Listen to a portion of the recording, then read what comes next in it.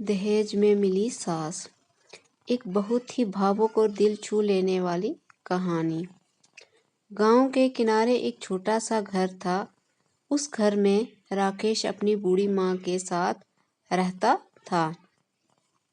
घर मिट्टी का था, छत पुरानी थी और बरसात में हर साल टपकती थी।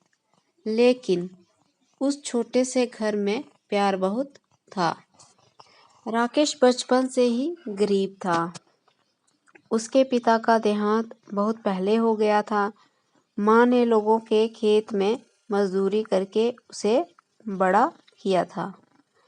कई बार माँ खुद भूखी सो जाती, लेकिन राकेश को कभी भूखा नहीं रहने देती। राकेश जब बड़ा हुआ तो उसने पढ़ाई छोड़ दी और शहर में मजदूरी करने लगा। दिन भर ईंटें उठाता, सीमेंट ढोता और रात को थककर घर लौट आता। उसका सिर्फ एक सपना था, एक दिन अपनी माँ को सारी खुशियाँ दूंगा। समय बीतता गया। अब राकेश की उम्र शादी लायक हो चुकी थी।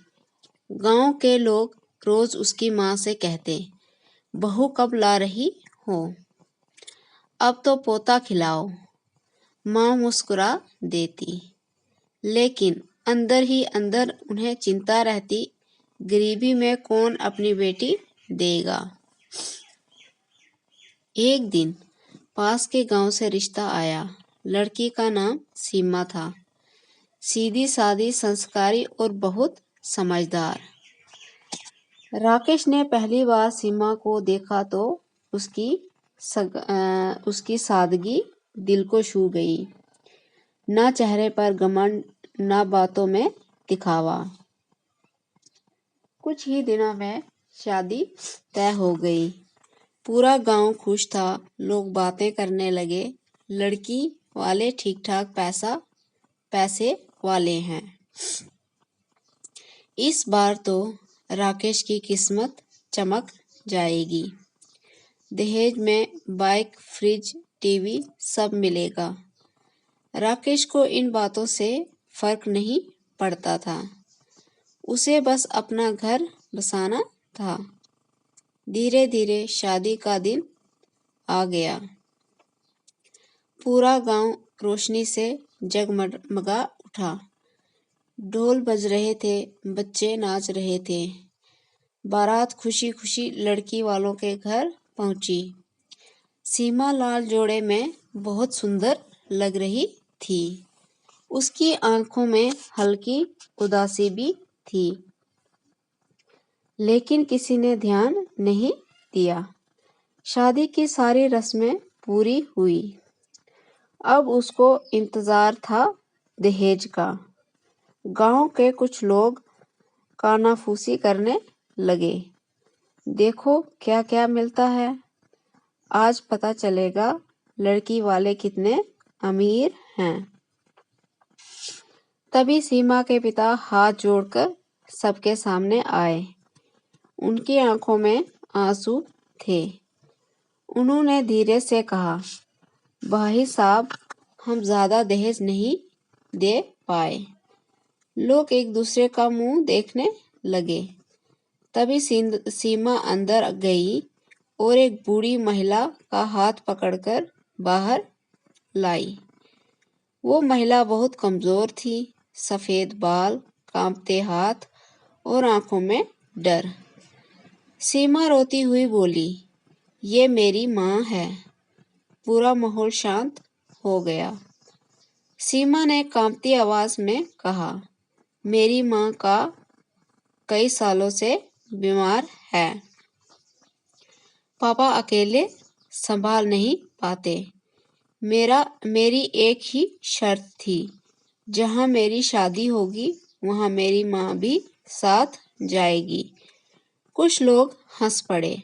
अरे वाह, दहेज में सास मिली है, अब जिंदगी भर सेवा करो। राकेश भी कुछ देर के लिए चुप हो गया। उसे समझ नहीं आ रहा था कि क्या कहें। तभी उसकी माँ आगे बढ़ी उन्होंने सीमा की माँ का हाथ पकड़ा और बोली, बहन, बेटी के साथ माँ भी आती है। आज से ये घर आपका भी है। सीमा फूट फूट कर रो पड़ी। उस दिन पहली बार उसे लगा कि शायद भगवान ने उसकी सुन ली। शादी के बाद सीमा अपने नए घर आ गई। उसने पूरे घर को प्यार से संभाल लिया। सुबह सबसे पहले उठती, सास के पैर दबाती, अपनी माँ को दवाई देती, घर का काम करती, फिर भी चेहरे पर मुस्कान रहती। राकेश धीरे धीरे सब देखने लगा।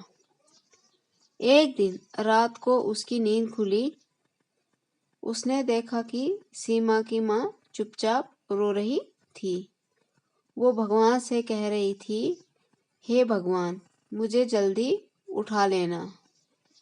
मैं अपनी बेटी पर बोझ नहीं बनना चाहती। ये सुनकर राकेश का दिल टूट गया। उसे अपनी माँ याद आ गई। कैसे उन्होंने भी सारी जिंदगी तकलीफें झेली थी। अगले दिन राकेश शहर गया। अपनी कई दिनों की कमाई से उसने एक व्हीलचेयर खरीदी। घर आकर उसने मुस्कुराते हुए कहा, माँ, अब आप बोझ नहीं, हमारे घर की इज्जत है। सीमा की माँ रो पड़ी। उस दिन के बाद राकेश रोज उन्हें बाहर घूमने ले जाता। कभी मंदिर, कभी खेतों के पास, कभी बाजार। धीरे धीरे वो मुस्कुराने लगी। पूरा गांव अब राकेश की तारीफ करने लगा। जो लोग पहले मजाक उड़ाते थे, अब कहते, आज भी ऐसे लोग दुनिया में हैं। राकेश सच में अच्छा इंसान है। समय बीतता गया। एक दिन सीमा की माँ बहुत ज्यादा बीमार पड़ गई। डॉक्टर ने जवाब दे दिया। घर में सन्नाटा छा गया। मरने से पहले उन्होंने राकेश को पास बुलाया, कांपते हाथों से उसका सिर सहलाया और बोली, बेटा, तूने मुझे माँ का समान दिया।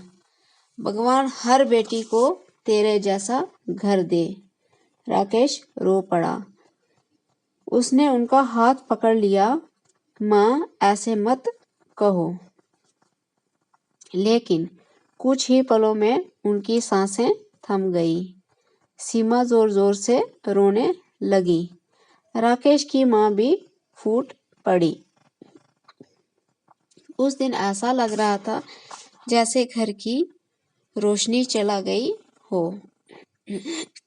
अंतिम संस्कार के बाद राकेश देर तक चुप बैठा रहा। फिर उसने आसमान की तरफ देखकर कहा, लोग दहेज में सामान ढूंढते हैं, लेकिन मुझे दहेज में माँ मिली थी। उसकी आंखों से आंसू बहते रहे। सीख, दहेज कभी इंसान की कीमत नहीं बता सकता। अगर घर में प्यार, सम्मान और अपमानता हो तो वही अपनापन हो तो वही सबसे बड़ी दौलत होती है। तो फ्रेंड्स, कहानी को लाइक, शेयर, कमेंट ज़रूर करिएगा। चैनल को सब्सक्राइब ज़रूर करिएगा। मिलते हैं नई कहानी के साथ। तब तक के लिए धन्यवाद।